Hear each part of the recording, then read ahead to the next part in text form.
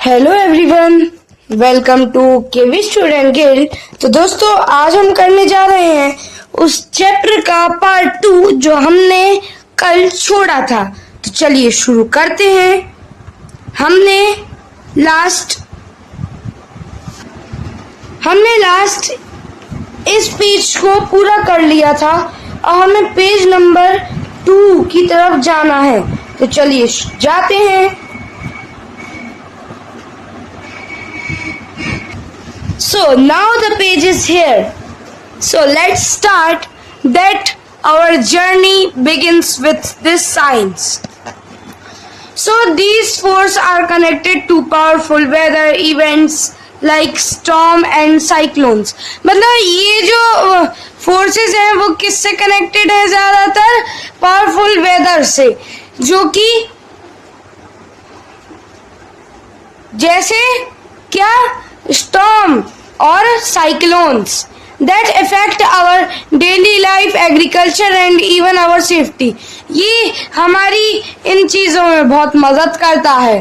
To truly understand how air can exert pressure or why water boils at a certain temperature.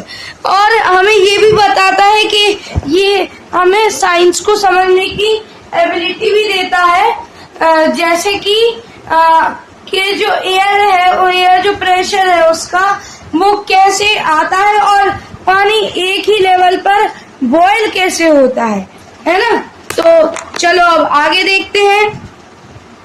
We need to zoom it that these materials certainly are used with us, but kind of particular these are made up of and how these made around. मतलब कि हमें ये बताना है इसमें कि कैसे दिखता है, ये पार्टिकल्स कैसे होते हैं और ये किस चीज की मदद से, किस चीज की हेल्प से फॉर्म होते हैं या बनाए जाते हैं।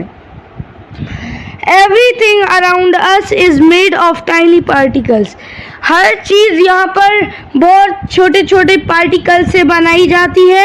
In materials that are solid, these particles cannot move much, while in gases they can move around. मतलब कि जो अगर हम किसी टाइनी चीज में उनको बनाएंगे या फिर वो फॉर्म होंगे तो वो अपनी जगह से हिल नहीं सकते, लेकिन हम उनको अगर बड़ी जगह पर रखेंगे तो वो एक जगह पर नहीं रहेंगे, वो फ्रीली मूव कर सकते हैं इधर से उधर तक। चलिए आगे देखते हैं। एक सेकेंड, थोड़ा सा, हाँ ठीक है।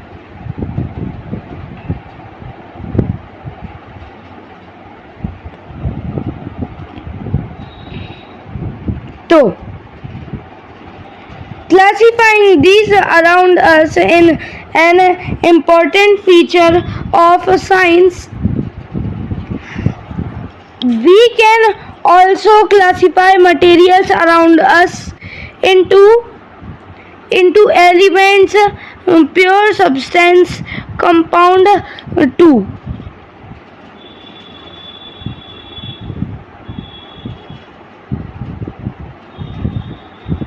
चलो, है ना।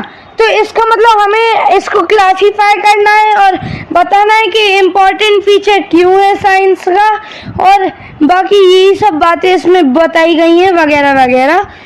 तो अब चलिए आगे चलते हैं। देखो, आपको एक चीज और दिखाना चाहता हूं मैं।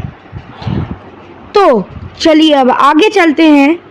यहाँ पर हमें दिया गया है, Once we know how particles combine or mix. हमें मतलब बताना है कि कैसे जो पार्टिकल्स हैं वो कंबाइन होते हैं और मिक्स होते हैं। We can then understand solution. उसके बाद हम सॉल्यूशन को सीख जाएंगे, पता कर लेंगे।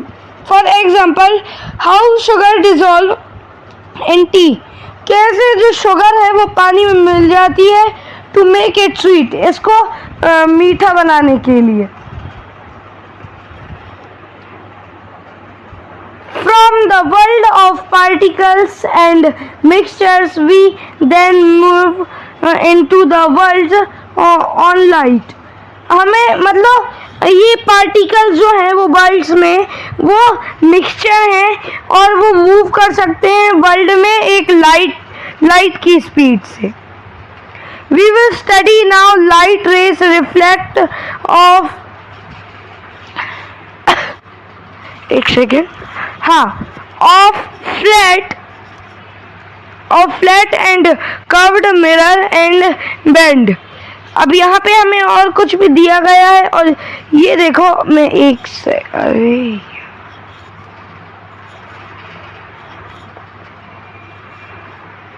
हाँ देखो, इस वाली इमेज को देखो और इन सबको देखो। ये जो इमेज है वो हमें सही से बता रही हैं कि ये देखो पार्टिकल्स के बारे में। हमें देखो,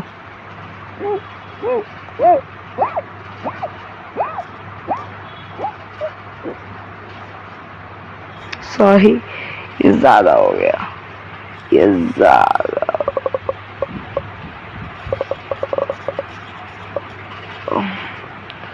है ना। तो चलो अब यहाँ पे हम आगे चलते हैं।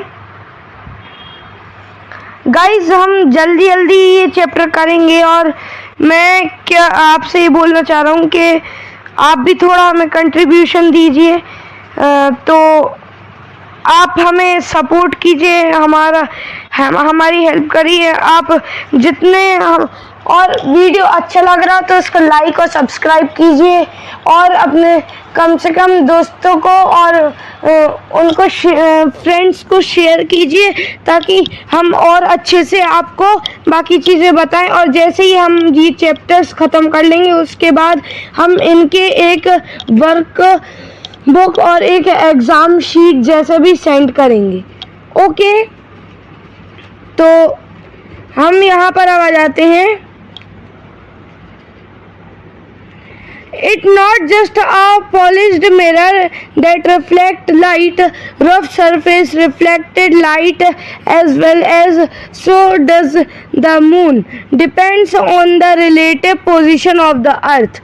Moon and the sea are slightly different. Part of the moon is luminant each night, giving the rise of the beauty face of moon and we the sky। मतलब हमें ये बताया है कि जो मून है वो एक पॉलिश्ड गोला नहीं है, बल्कि वह एक ऐसी चीज़ है जिसके पास खुद की लाइट नहीं है, लेकिन वो फिर भी सूरज की रोशनी से चमकता है। और ये डिपेंड करता है कि अर्थ मून से कितनी ज़्यादा दूर है और कितनी ज़्यादा पास है। और यहाँ पर मून और सन को अलग अलग बताया गया है और इनसे ही हमारी धरती पर लाइट आती हैं। और जो इल्यूमिनेटेड है, मतलब जो चीज़ प्रकृति ने बनाई है लेकिन उसके पास खुद लाइट नहीं है, उसको कहते हैं मून। तो दोस्तों आज के लिए हम इतना ही करते हैं। हम ये जो चैप्टर है ये छोटा सा ही चैप्टर है, इसलिए मैं क्या करूँगा, जो अगला नेक्स्ट पार्ट होगा उसमें पूरा चैप्टर कवर कर लेंगे। तो इन पार्ट्स को ज़रूर देखना और जिसने पहला पार्ट नहीं देखा है वो ज़रूर देखिए, क्योंकि वह इस बुक का इंट्रोडक्शन है और बहुत इम्पोर्टेंट है। तो इसलिए आज के लिए इतना ही। Thank you and bye bye.